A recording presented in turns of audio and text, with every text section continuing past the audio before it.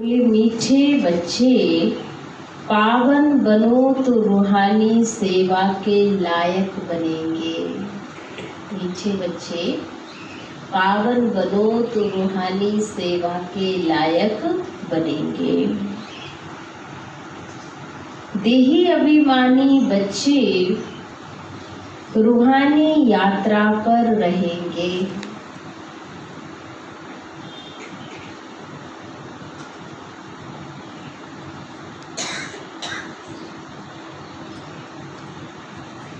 और दूसरों को भी यही यात्रा कराएंगे।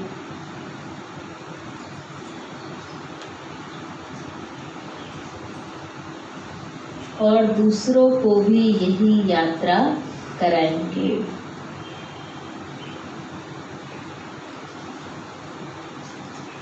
प्रश्न,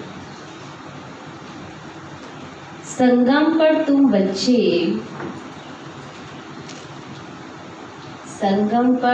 बच्चे जो कमाई करते हो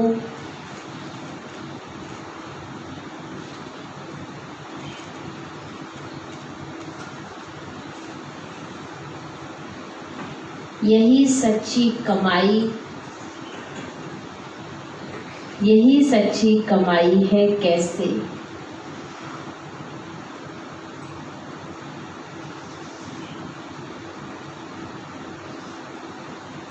उत्तर,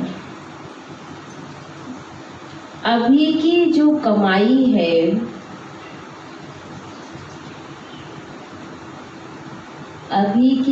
कमाई है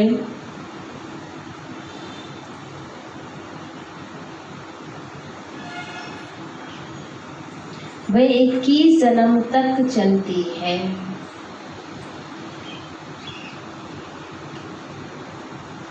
इसका कभी देवाला नहीं निकलता।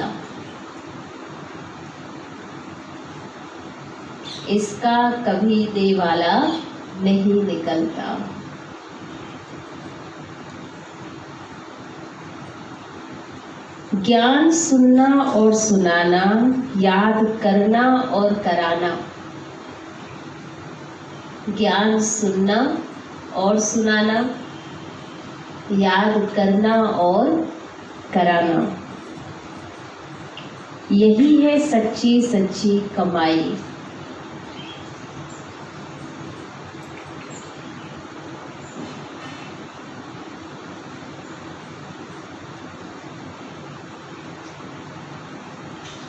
जो सच्चा बाप ही तुम्हें सिखलाता है।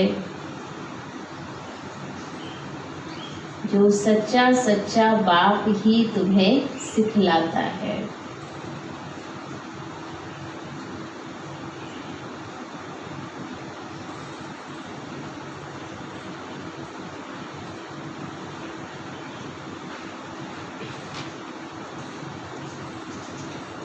ऐसी कमाई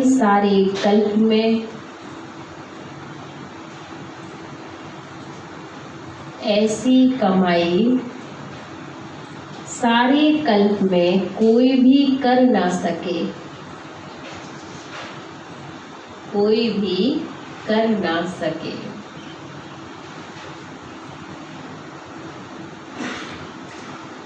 दूसरी कोई भी कमाई साथ नहीं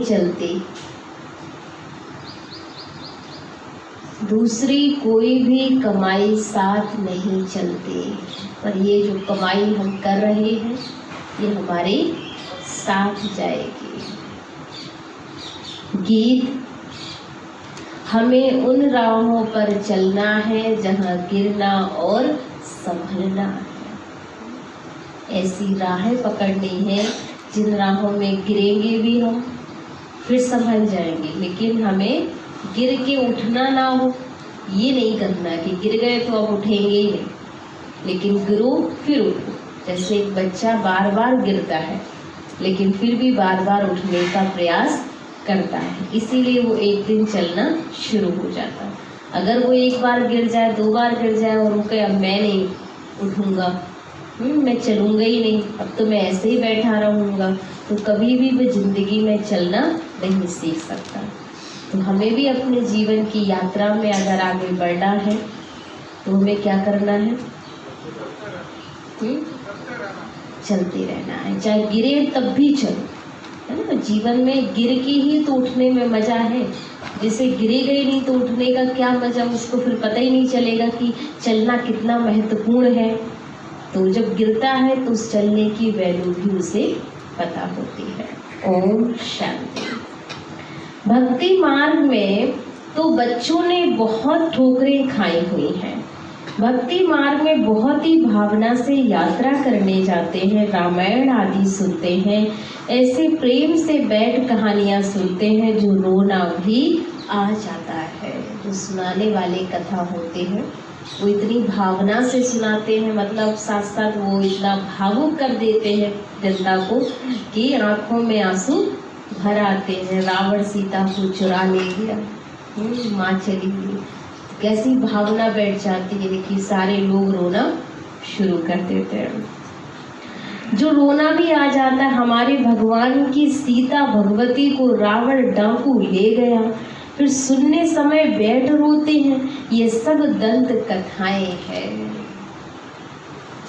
जिससे फायदा कुछ भी नहीं है। पुकारते भी हैं, हे पतित पावन आओ, आकर हम दुखी आत्माओं को सुखी बनाओ।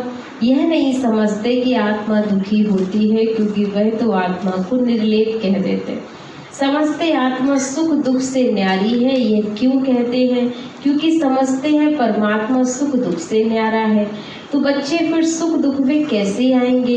इन सब बातों को अब बच्चों ने समझा है। इस ज्ञान मार्ग में भी कभी ग्रहचारी बैठती है, कभी कुछ होता है, कभी प्रफुल्लित रहते, कभी मुरझाई हुए चेहरा रहता है। ये होती है माया से लड़ाई। कभी तो चेहरा खिल जाएगा, जीत जाते हैं, जब कभी हार हो जाती है तो चेहरे पे मुरझाई भी आ जाती है। इसलिए माया पर भी जीत पानी है। जब बेहोश होते हैं तब संजीवनी बूटी दी जाती है। और आपकी संजीवनी बूटी क्या है? मुरली, ये मन बना भाव बाबा की याद है ना। तो ये संजीवनी बूटी है। मुरली सुन लेते हैं तो अंदर से ताकत आ जाती है। तो बाबा कहते हैं अगर ये नहीं सूंघेंगे तो आप माया आपको पकड़ के ले जाए, बेहोश कर देगी। भक्ति मार्ग में चहचटा बहुत है। देवताओं की मूर्तियों को कितना श्रृंगारते हैं, सच्चे जेवर पहनाते हैं। वह जेवर तो ठाकुर की प्रॉपर्टी हुई, ठाकुर की प्रॉपर्टी सो पुजारी व ट्रस्टी की हो जाती। तुम बच्चे जानते हो कि हम चेतन में बहुत हीरे जवाहरों से सजे हुए थे, फिर जब पुजारी बनते हैं तो भी बहुत जेवर पहनते हैं। अब कुछ भी नहीं, चेतन रूप में भी पहने, फिर जड़ रूप में भी पहने, अब नो जेवर। इस समय कोई जेवर नहीं रहे हैं, आर्टिफिशियल जेवर रह गए। अगर पहन के किसी के पास है भी तो भी उसकी ज़िंदगी का खतरा। इसलिए लोगों ने अब पहनना ही बंद कर दिया है। तो बाबा कहते हैं, देखो कहते हैं साधारण तन में बाबा आता तो बाबा समझाते अब नो जेवर। इसलिए देखो कोई राजाई आदि की ठाट बाट नहीं रही है। सन्यासियों के भी बहुत ठाट बाट होते हैं। अभी तुम समझ गए हो बरोबर सतयुग में कैसे हम आत्माएं पवित्र थी, शरीर भी हमारे पवित्र थे, उनका श्रृंगार भी बहुत अच्छा था। कोई खूबसूरत होते हैं तो उनको श्रृंगार का भी शौक रहता। तुम भी खूबसूरत थे तो बहुत अच्छे अच्छे जेवर पहनते थे। इस समय बाबा कहते कोई खूबसूरती नहीं है। जो खूब जेवर भी तो उसी पे अच्छा लगता है ना जो खूबसूरत हो। आप सुंदर नहीं है, क्रूर हो, बहुत ज़्यादा जेवर पहन लो तब भी लोग कहते इससे तो भैया नहीं पहनते तो ही ठीक थे। तो ऐसे ही बाबा कहते सतयुग के जेवर जो देवताएं पहनेंगे वो बिल्कुल परफेक्ट है, खूबसूरत है, इसलिए उन पर वो जेवर जचते भी हैं। यहाँ तो बाबा कहते हैं न शरीर सुंदर न आत्मा सुंदर, अब आत्मा को सुंदर आप बना रहे हो। हीरे के बड़े हार आदि पहनते थे। यहाँ हर चीज सांवरी है। देखो गौए भी सांवरी होती गई है। सतयुग में सब सफेद गाय होती हैं, है ना। कोई भी आपको ब्लैक नहीं, वाइट ही वाइट मिलेंगी। और यहाँ पर सब कलर की हो गई है, जहाँ तो काली ही मिलती है। बाबा जब श्रीनाथ द्वारे गया था तो बहुत अच्छी गौएं थी। कृष्ण की गौ बहुत अच्छी दिखाते हैं। यहाँ तो देखो कोई कैसे है, क्योंकि कलयुग है, ऐसी गौएं वहाँ होती नहीं है। तुम बच्चे विश्व के मालिक बनते हो, तुम्हारी सजावट भी वहाँ ऐसी सुंदर रहती। विचार करो, गौएं तो जरूर होनी चाहिए। वहाँ की गौओं का गोबर भी कैसा होता होगा, है? कितनी ताकत होगी गोबर में भी। बाबा कहते हैं गोबर भी, जब गाय ताकतवर है तो गोबर भी ताकतवर होगा। इसलिए जो भी खाद उससे बनेगी, चीजें बनेंगी, तो भी बहुत पावरफुल बनेंगी। जमीन को खाद बहुत अच्छी मिलती है, खाद डाली जाती है तो अच्छा अनाज पैदा होता है। वहाँ सब चीजें अच्छी ताकत वाली होती हैं। यहाँ तो कोई चीज में ताकत ही नहीं रही है, कोई चीज में ताकत नहीं है, सब भी ताकत होगा। हर चीज बिल्कुल ही पावरलेस हो गई है। बच्चियां सूक्ष्म वतन में जाती थी, कितने अच्छे अच्छे बड़े फल खाती थी, सूबी रस आदि पीती थी, यह सब साक्षात्कार करते थे। माली वहाँ कैसे फल आदि काट कर देते, सूक्ष्म वतन में तो फल आदि हो न सके, ये साक्षात्कार होता। वैकुंठ तो फिर भी यहाँ ही होगा ना। मनुष्य समझते वैकुंठ कोई ऊपर में, वैकुंठ ना सूक्ष्म वतन में ना मूल वतन में होता, यहाँ ही होता है। यहाँ जो बच्चियाँ साक्षात्कार करती है वह फिर इन आँखों से देखेंगी। जैसी पॉल्यूशन हो ऐसी सामग्री भी रहती है। राजाओं के महल देखो कैसे अच्छे अच्छे होते हैं। जयपुर में बहुत अच्छे अच्छे महल बने हुए हैं। सिर्फ महल देखने के लिए मनुष्य जाते हैं तो भी टिकट रहती है, खास ये महल देखने लिए रखते हैं, खुद फिर और महलों में रहते हैं। सो भी अभी कलयुग है। और जो बड़े बड़े म्यूजियम बनाए हुए हैं तो ऐसे ऐसे सुंदर सुंदर बनाते हैं तो लोग देखने जाते हैं। तो बाबा कहते कि बिल्कुल अपने महलों में जो बनाते हैं महल भी खूबसूरत होते हैं, पर कलयुग में भी ऐसे महल हैं जो लोग देखने के लिए जाते हैं। ये भी पतित दुनिया है। कोई अपने को पतित समझते थोड़ी है। तुम अभी समझते हो कि हम तो पतित थे, कोई काम के नहीं थे, फिर हम बुरा बनेंगे। वही दुनिया ही फर्स्ट क्लास होगी। यहाँ भले अमेरिका आदि में फर्स्ट क्लास महल है, परंतु वहाँ की भेंट में यहाँ तो कुछ भी नहीं है। जो सतयुग में होगा उसकी अपेक्षा तो बाबा कहते यहाँ कुछ भी नहीं है। अल्पकाल का सुख ही रहने, सुख देने वाला तो कोई है नहीं। वहाँ तो फर्स्ट क्लास महल होंगे, फर्स्ट क्लास गौएं होती हैं, वहाँ ग्वाले भी होते हैं। श्री कृष्ण को ग्वाला कहते हैं ना। यहाँ जो गौओं को संभालने वाले हैं वह कहते हैं हम तो गुजर हैं। गुजर किसे बोलते हैं? ग्वाले को बोलते हैं। कृष्ण के वंशावली है। वास्तव में कृष्ण के वंशावली नहीं कहेंगे, कृष्ण की राजधानी के कहेंगे। साहूकारों के पास गौएं होंगी तो गुजर संभालने वाले भी होंगे। ये गुजर नाम सतयुग का है, ग्वालों को गुजर कहते हैं। कल की बात है ये। कल हम आदि सनातन देवी देवता धर्म के थे, फिर पतित बने हैं तो अपने को हिंदू कहला देते हैं। पूछो तुम आदि सनातन देवी देवता धर्म के हो व हिंदू धर्म के हो? आजकल सब हिंदू लिख देते हैं। हिंदू धर्म किसने स्थापन किया, देवी देवता धर्म किसने स्थापन किया, यह भी कोई नहीं जानते। बाबा ये प्रश्न पूछते हैं, बताओ आदि सनातन देवी देवता धर्म किसने स्थापन किया? शिव बाबा ब्रह्मा द्वारा कर रहे हैं। राम भक्त श्री बाबा की श्रीमत पर आदि सनातन देवी देवता धर्म स्थापन हुआ। फिर रावण राज होता है, विकारों में जाते हैं, भक्ति मार्ग शुरू हो जाता, तब हिंदू कहलाने लगते। अभी अपने को कोई भी देवता कहला नहीं सकते। रावण ने विशेष बनाया है, बाबा आकर वाइसलेस बनाते। तुम ईश्वरीय मत से देवता बनते हो, बाबा ही आकर तुम ब्राह्मणों को देवता बनाते। सीढ़ी कैसे उतरते हैं यह तुम बच्चों की बुद्धि में नंबर बार बैठता है। तुम जानते हो और कोई सभी मनुष्य आश्रय मत पर चल रहे हैं और तुम ईश्वरीय मत पर चल रहे हो। रावण की मत से सीढ़ी उतरते आए हो। 84 जन्मों के बाद फिर पहला नंबर जन्म होगा। ईश्वरीय बुद्धि से तुम सारे सृष्टि के आदि मदन को जान जाते हो। ये तुम्हारा जीवन बहुत अमूल है। इनकी बहादुरी है, इस जीवन की भी बहुत बड़ी बहादुरी है। जबकि बाबा आकर हमको इतना पावरफुल बनाते हैं, हम रूहानी सेवा के लायक बनते हैं। वह जिस्मानी सोशल वर्कर जो देह अभिमान में रहते, तुम बच्चे देही अभिमानी हो। जो भी बैठे हो सब कौन से बच्चे हो? देही अभिमानी हो। आत्माओं को रूहानी यात्रा पर ले जाते हो। बाप समझाते तुम सतो प्रधान थे, अभी तमो प्रधान बने हो। सतो प्रधान को पावन और तमो प्रधान को पतित कहा जाता। आत्मा में ही खाद पड़ी है, आत्मा को ही सतो प्रधान बनाना है। जितना याद में रहेंगे उतना पवित्र बनेंगे, नहीं तो कम पवित्र बनेंगे। पापों का बोझा सिर पर रह जाएगा। आत्माएं तो सभी पवित्र होती हैं, फिर हर एक का पाठ भी अलग अलग है। किसी का पाठ किसी से मिलता नहीं है, सबका एक जैसा पाठ हो ना सके। सबसे ऊंच बाबा का पाठ, फिर ब्रह्मा सरस्वती का कितना पाठ है। जो स्थापना करता है वही पालना भी करता, बड़ा पाठ उनका है। पहले है शिव बाबा, फिर है ब्रह्मा सरस्वती जो पुनर्जन्म में आते। शंकर तो सिर्फ सूक्ष्म रूप धारण करते हैं। ऐसे नहीं कि शंकर कोई शरीर का लोन लेते हैं। कृष्ण को अपना शरीर है ना, यहाँ सिर्फ शिव बाबा शरीर का लोन लेते। पति शरीर पति दुनिया में आकर सेवा करते। मुक्ति जीवन मुक्ति में ले जाने की तो पहले मुक्ति में जाना पड़े। नॉलेजफुल ही एक बाप पतित पावन है, उनको कहते ही शिव बाबा है। शंकर को बाबा कहते सूंघते ही नहीं है। शिव बाबा अक्षर बहुत मीठा है। शिव के ऊपर कोई अख चढ़ाते हैं, कोई क्या चढ़ाते, कोई दूध भी चढ़ाते।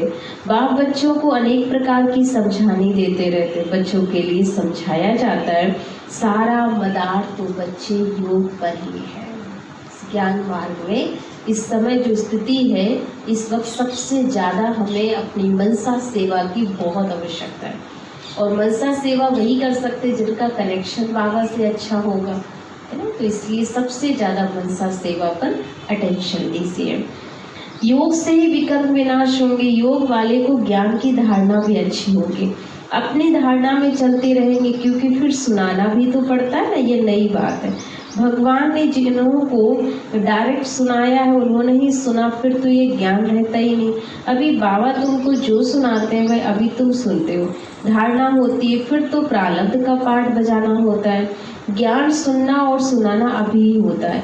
सत्युग में ये पाठ नहीं होगा, वहाँ तो है ही प्रारब्ध का पाठ। मनुष्य बैरिस्ट्री पढ़ते हैं, फिर बैरिस्टर बन कमाते हैं। ये कितनी बड़ी कमाई है जो बाबा आप बच्चों को दे रहा है, बिना खर्चे की, बिना मेहनत की, बहुत बड़ी पढ़ाई। 21 जन्म अपने बिल्कुल पूर्ण सुखी संपन्न जीवन बन जाएंगे। वह कितनी बड़ी कमाई है, इनको दुनिया वाले नहीं जानते। तुम जानते हो सच्चा बाबा हमको सच्ची कमाई करा रहे हैं, इनका कभी दिवाला निकल ना सके। अभी तुम सच की कमाई करते हो, वह फिर 21 जन्म साथ रहती है। वह कमाई साथ नहीं देती, ये साथ देने वाली है। तो ऐसी कमाई को साथ देना, कमाई को भी साथ देना चाहिए ना। यह बातें तुम्हारे सिवाय और कोई की बुद्धि में नहीं है। तुम्हारे में भी घड़ी घड़ी बच्चे भूल जाते हैं। जो इतनी बड़ी अच्छी पढ़ाई है, कमाई है करने का, इसी को भी बच्चे भूल जाते हैं। बाबा परसे को भूलना नहीं चाहिए, बस बात ही यही है, बाबा को याद करो। जिस बाबा से 21 जन्म का वर्षा मिलता है, 21 जन्म निरोगी काया रहती है, बुढ़ापे तक अकाले मृत्यु नहीं होगी बच्चे। अरे बूढ़े हो जाओगे तब भी अकाले मृत्यु नहीं होगी। सब समय पहले से आपको पता महसूस होगा कि अब हमारा टाइम पूरा हो गया है, अब हमारा ये वस्त्र भी पुराना हो गया, हमें नया लेना है, वो भी साक्षात्कार करा दिया जाएगा। तो इसलिए अकाल मतलब कि पता ना हो, अचानक उम्र भी ना हो, छोड़ दिया जाए, है ना। तो ऐसा नहीं, सब काम करके फ्री होकर सब कुछ। 150 वर्ष बहुत होता है एक जीवन के लिए, तो काफ़ी उम्र है अच्छी खासी। तो बाबा कहते इतने में तो सब कुछ कर लेंगे, है, उनके पोता पोत्रियाँ भी हो जाएंगे, है, सब बच्चे भी उनके, अपना बारिश भी बैठ जाएगा, अपना सब कुछ अपने सामने देखते हुए बढ़िया सब करके, फिर उन्हें लगता है कि अब ये पुराना हुआ, अब नया लेना चाहिए। हम भी फिर से दोबारा खेलें, बच्चा बने, पार्ट बजाए। अब कब तक इस पुराने को पकड़े रहेंगे, तो खुशी खुशी छोड़ देते हैं। समय भी आ जाता है, उन्हें पता भी लग जाता है। इसलिए अकाले मृत्यु का भी डर नहीं, यहाँ तो कितना डर है। ना। इस समय पूरी दुनिया में सिर्फ एक डर ही घूम रहा है, अपनों से ही हमें डर लगने लगा है, कि लगता कि भाई कितने भी अपने हो लेकिन फिर भी हम उनको अपने पास नहीं रख पा रहे हैं। उनको भी कहते दूर रहो भाई, घर में रहो, अलग कमरे में रहो। स्थितियाँ ऐसी बनती हैं। तो बाबा ने कहा कि वहाँ बच्चे तुम्हें कोई डर नहीं होगा, बहुत प्यार होगा आपस में, कोई मृत्यु का भी डर नहीं है। बच्चों को कितनी खुशी होनी चाहिए, बाबा की याद मुख है। इसमें माया विघ्न रूप डालती है, तूफान लाती है, अनेक प्रकार के तूफान आते। तुम कहेंगे बाबा को याद करो परंतु कर नहीं सकोगे। अब ऐसा टाइम है कि इस समय पे लोगों से कहो आप योग करो, बाबा को याद करो, नहीं लग रहा है योग। तो ये बहुत काल का जिनका अभ्यास होगा ना, उन्हीं का योग लगेगा। जिन्होंने बहुत समय से तो कभी भगवान को याद ही नहीं किया, सारा जीवन तो दुनियादारी में ही पड़े रहे, उन्हीं हाई हाई में पड़े रहे, पैसे धन दौलत में पड़े रहे। अब उन्हें अंतिम समय बाबा याद आएगा? नहीं आ सकता है। लेकिन उन्हीं बच्चों को बाबा याद आएगा जिन्होंने बहुत समय से बाबा का साथ अनुभव किया। इसीलिए अभी से क्यों बार बार कहा जाता प्रैक्टिस करो बच्चे, बाबा की याद की थी ऐसी टेप डाल लो कि कोई और हमें दिखाई ही ना पड़े। याद में बहुत फैल होते, योग की बहुतों में कमी है। जितना हो सके योग में मजबूत होना चाहिए, बाकी बीज और झाड़ का ज्ञान कोई बड़ी बात नहीं। बाबा कहते मुझे याद करो, मुझे याद करने से, मुझे जानने से तुम सब कुछ जान जाएंगे। याद में ही सब कुछ भरा हुआ है। स्वीट बाबा, शिव बाबा को याद करना, ऊंच से ऊंच भगवान है, श्रेष्ठ से श्रेष्ठ वह है, तो ऊंचे से ऊंचे वर्षा भी देते, 21 जन्मों के लिए सदा सुखी अमर बनाते, तुम अमरपुरी के मालिक बनते हो। तो ऐसी बाबा को याद बहुत प्यार से करना चाहिए।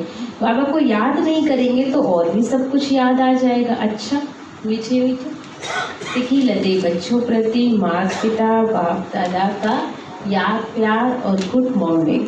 रूहानी बाप की रूहानी बच्चों को नमस्ते। हम रूहानी बच्चों के रूहानी बाप दादा को दिल व जान से सिखवा प्रेम से याद प्यार और गुड मॉर्निंग। नमस्ते नमस्ते नमस्ते। शुक्रिया बाबा, शुक्रिया बाबा, शुक्रिया। मेरी जिंदगी को संवारने वाले बाबा, तेरा लाख लाख शुक्रिया शुक्रिया। धारणा के लिए मुख्य सार, फर्स्ट पॉइंट, यह ईश्वरीय जीवन बहुत बहुत अमूल्य है। यह ईश्वरीय जीवन बहुत बहुत अमूल्य है।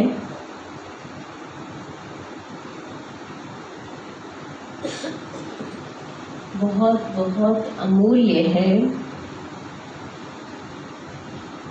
इस जीवन में आत्मा और शरीर दोनों को पावन बनाना है। इस जीवन में आत्मा और शरीर दोनों को पावन बनाना है।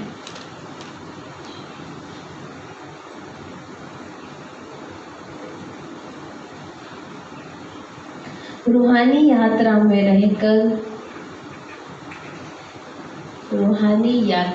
रहकर दूसरों को यही यात्रा सिखानी है।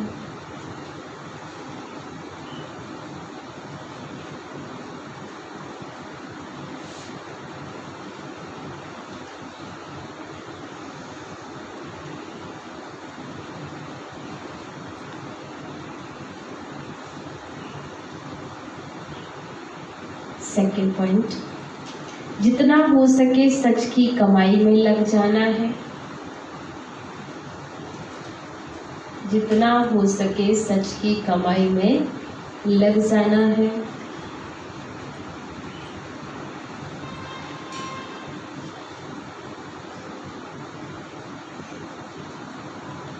निरोगी बनने के लिए याद में मजबूत होना है। निरोगी बनने के लिए याद में मजबूत होना है।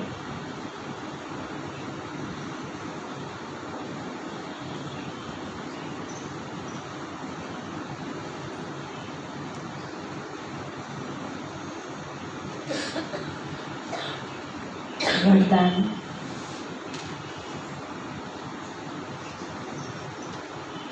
मास्टर नॉलेजफुल बन,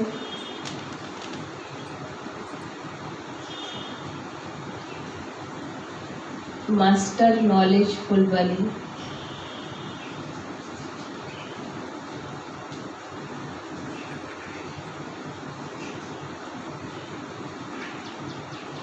अनजानपने को समाप्त करने वाले, अनजानपने को समाप्त करने वाले, ज्ञान स्वरूप योग युक्त भव, ज्ञान स्वरूप योग युक्त भव।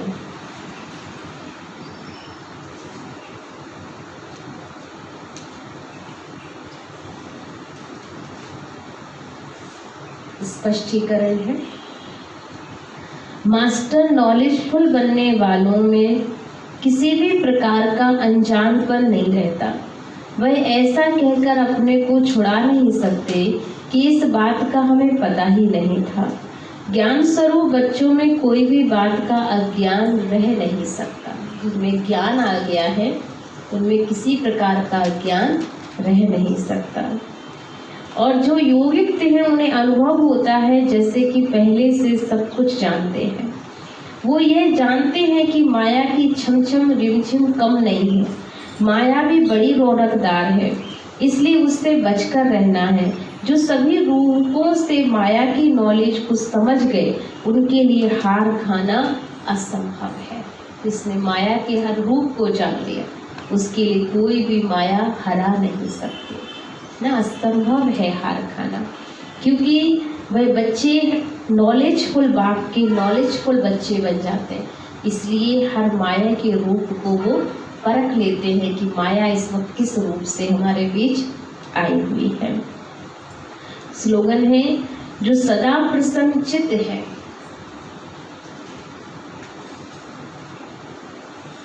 जो सदा प्रसन्नचित्त है,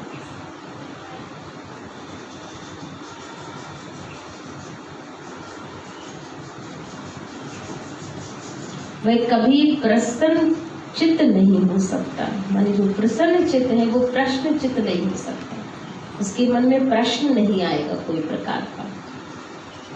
तो जो सदा प्रसन्न चित्त है वह कभी प्रश्न चित्त नहीं हो सकता। इसलिए प्रसन्न चित्त रहिए तो प्रश्न चित्त बन ही नहीं सकते। माने कोई प्रकार के प्रश्न हमारे मन में क्वेश्चंस नहीं आएंगे। ये क्वेश्चन तभी आते हैं जब जीवन में खुशी नहीं है ना, प्रसन्नता नहीं है, आनंद नहीं है, तो फिर हम क्या करते हैं, प्रश्न करते रहते हैं, मेरे साथ ही ऐसा क्यों। तो ये क्वेश्चन उठता है। अगर हमें पहले से भी अपने आनंद का अनुभव है तो हमें कभी जीवन में कोई प्रश्न आएंगे। इसलिए सदा प्रश्नों से पार प्रसन्नचित्त रहने का अभ्यास करते रहना है। ओम शांति।